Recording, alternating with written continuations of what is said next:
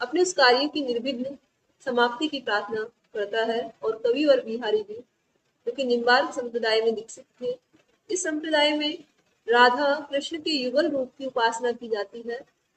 तो बिहारी राधिका जी से प्रार्थना करते हुए कह रहे हैं कि हे राधा नागरी, हे चतुर राधा, मेरी भू बाधा हरो, मेरी सांसारिक बाधाओं का, सांसारिक कष्टों का नाश करो। दूसरी पंक्ति के हम 3 अर्थ निकाल सकते हैं। प्रथम अर्थ इसका स्तुति परक लेते हैं कि जातन की झाई परे, तन यानी शरीर की, हे राधा रानी आपके शरीर की झाई यानी परछाई पड़ने मात्र से, अर्थात आप में तो इतनी ताकत है आपके शरीर की परछाई पड़ने मात्र से जो श्री कृष्ण है वो हरित दुखी अर्थात हरे भरे हो जाते हैं, उनका मन बड़ा प्रसन्न हो जाता है। दूसरा अर्थ हम ले सकते हैं कि हे राधा आपकी शरीर की परछाई पड़ने से, अर्थात राधा का रंग यहाँ पीला है, तो आपके सुनहरे रंग, आपके पीले रंग की परछाई जैसे ही श्याम रंग के, श्याम का तात्पर्य यहाँ नीला रंग से है कि श्री कृष्ण के नीले रंग पर जब आपके पीले रंग की परछाई पड़ती है तो दोनों रंग मिलकर के क्या हो जाता है, हरा रंग बन जाता है। इस दोहे में बिहारी का जो चित्रकला का ज्ञान भी प्रकट हुआ है, उनको पता था कि नीला और पीला रंग मिलकर हरा रंग बन जाता है, अर्थात किस रंग में मिलाने पर, कौन सा रंग मिलाने पर किस तरह का रंग बनता है। तीसरा अर्थ हम ले सकते हैं कि जातन की झाई परे, कि जिस मनुष्य पर आपके शरीर की परछाई पड़ती है, अर्थात जिस पर भी आपकी कृपा दृष्टि होती है, उस मनुष्य के मन की श्यामु यानी कलमस्ता हरित दुति नष्ट हो जाती है, उसके मन की कलमस्ता जाती रहती है। काव्य का सौंदर्य देखें तो इस दोहे की भाषा ब्रजभाषा है, छंद दोहा है, शैली मुक्तक है, रस श्रृंगार और भक्ति रस, प्रसाद और माधुर्य गुण है।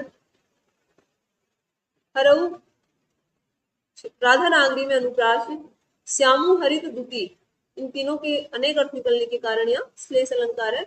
और बिहारी जी का चित्रकला संबंधी ज्ञान इस दोहे में प्रकट हुआ है। उन्होंने दर्शाया कि नील और पीत वर्ण मिलकर के हरा रंग हो जाता है। दूसरा दोहा है, अपने अंग की जान कई, जोबन नृत्ति प्रवीण, स्तन मन नैन नितंब की, बड़ो इजाफा की। इस दोहे में कविवर बिहारी का राजनीति संबंधी ज्ञान प्रकट हुआ है। उन्होंने इसमें यौवनोन्मेष नायिका का बड़ा सुंदर चित्रण किया है। यौवनोन्मेष नायिका वह नायिका है जिसने अभी अभी युवावस्था में प्रवेश किया है, यौवन की दहलीज पर जिसने अभी पैर रखा है। जब कोई युवती युवावस्था में प्रवेश करती है तो उसके शरीर में अनेक परिवर्तन आते हैं। तो बिहारी जी कह रहे हैं कि जोबन नृत्ति, कि यौवन रूपी नृत्य यानी राजा ने, और वो राजा कैसा है, प्रवीण यानी कुशल, की यौवन रूपी कुशल राजा ने अपने अंग के जाने के अपने पक्ष का समझ करके बड़ो इजाफा की, इजाफा का अर्थ होता है वृद्धि करना, कि बड़ा इजाफा किया है, बड़ी वृद्धि की है।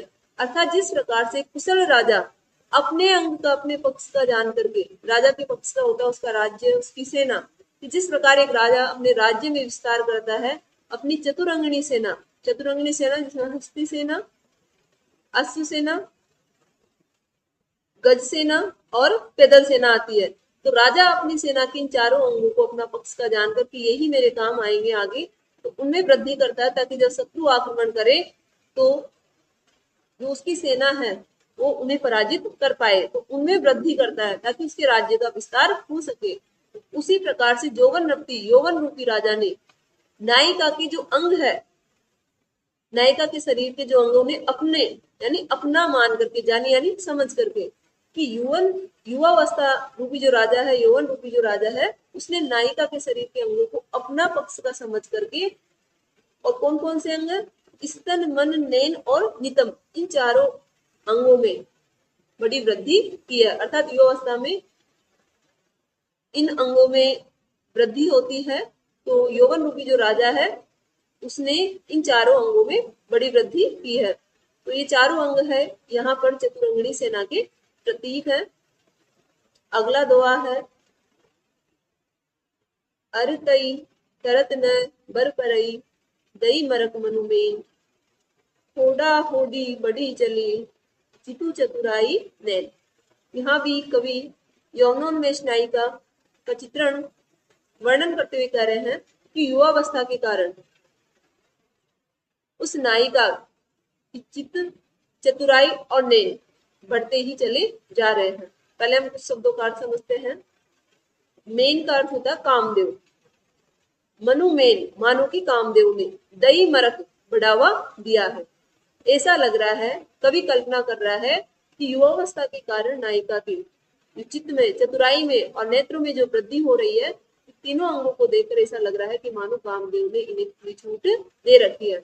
अतः युवावस्था के कारण शरीर में अनेक परिवर्तन आते हैं। तो नायिका का जो चित्त है, जो हृदय है, उसमें भी परिवर्तन आया है। उसमें नए नए भाव उत्पन्न हो रहे हैं और नायिका में एक अलग तरह की चतुराई उत्पन्न हो गई है। नायिका के समझ में आ गया है कि किन भावों को कहाँ पर अभिव्यक्त करना है, किन भावों को छिपाना है। इस तरह की चतुराई उसमें बढ़ गई है। और युवावस्था के कारण नायिका के जो नेत्र है, उसके हृदय में जो उत्पन्न भाव उसको अभिव्यक्ति दे रहे हैं, अर्थात उन भावों की जो के दर्शन है वो नायिका के नेत्रों में हम कर सकते हैं। कवि कह रहा है कि ये तीनों अंग है, चित्त चतुराई और नैन, ये अड़ गए हैं, तरत न और उस जगह से हिलना भी नहीं चाहते हैं। बर परई और इनमें बल पड़ रहा है। क्यों?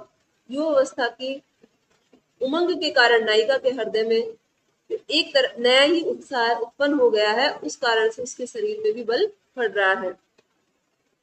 तो इस कारण से ऐसा लग रहा है कि होड़ा होड़ी बढ़ी चले, कि नायिका के जो तीनों अंग है वो एक दूसरे से प्रतिस्पर्धा करते हुए आगे बढ़ रहे हैं। चित्त चाहता है कि मेरा अधिक विस्तार हो, चतुराई जाती है कि मेरा अधिक विस्तार हो, और नेत्र चाहते हैं कि मेरा अधिक विस्तार हो। अर्थात कोई भी एक दूसरे से कम नहीं रहना चाहते हैं। अगर अलंकार की बात करें तो मरक मनु नैन, इसमें प्रत्यानुप्रास है। चले चितु चतुराई में भी प्रत्यानुप्रास है। होड़ा होड़ी में छेकानुप्रास है। संपूर्ण दोहे की बात करें तो उसमें हेतु प्रेक्षा अलंकार है। मानवीकरण अलंकार इस दोहे में है। अगला दोहा है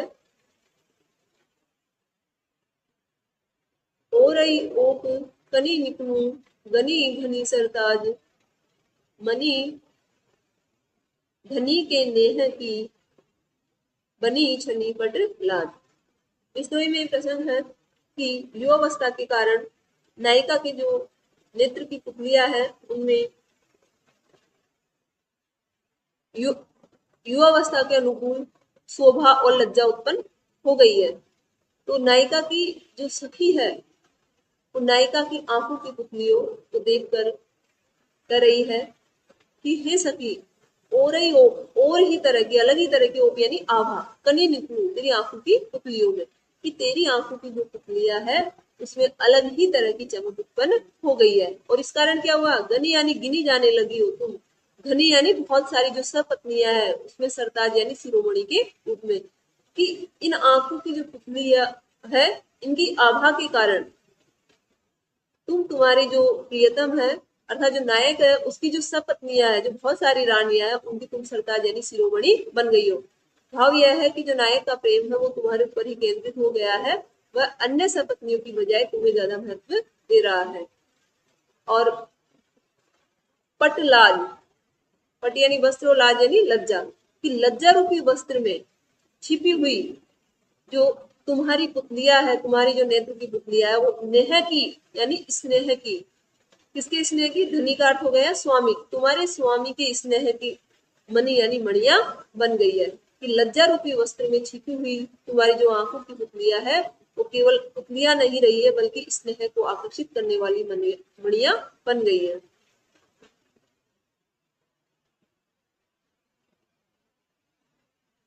अगला दोहा है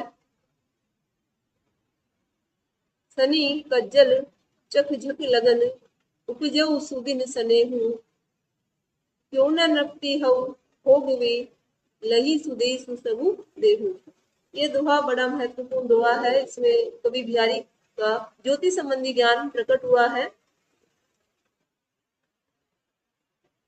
इस दोहे का प्रसंग यह है कि एक दिन नायिका ने अपनी आंखों में काजल लगा रखा था और काजल से युक्त उसके नेत्रों को नायक ने देख लिया। तो नायक नायिका पर इतना अनुरक्त हुआ कि वह हर हाल में नायिका से मिलना चाहता है, और नायिका के इस तरह के सौंदर्य को देखकर उसके मन में जो भाव उत्पन्न हुए, अपने मनोभावों को वह नायिका की सखी के सामने अभिव्यक्त करता है। तब नायिका की सखी नायक के उन मनोभावों को आकर के अपनी जो सखी है, जो नायिका है, उसे बताते हुए कह रही है कि हे सखी, शनि कज्जल, कि तेरी आंखों में जो ये काजल है तो किसका प्रतीक है? शनि ग्रह का। और चख, चख यानी चक्षु अर्थात नेत्र, तुम्हारी जो नेत्र है वो झक, झक यानी होता मछली या मीन, लग्न, लग्न यानी राशि, तुम्हारी जो नेत्र है वो मछली अर्थात मीन राशि का प्रतीक है। तो ज्योतिष शास्त्र में यह माना जाता है कि जब शनि ग्रह मीन राशि में प्रवेश करता है तो वह बड़ा शुभ दिन अर्थात बड़ा अच्छा दिन होता है, शुभ अवसर होता है, और इस दौरान यदि किसी बच्चे का जन्म होता है तो आगे जाकर वह चक्रवर्ती सम्राट बनता है। तो नायिका की सखी भी यही कह रही है कि तुम्हारे कज्जल युक्त जो नेत्र है वो शनि ग्रह का काम कर रहे हैं,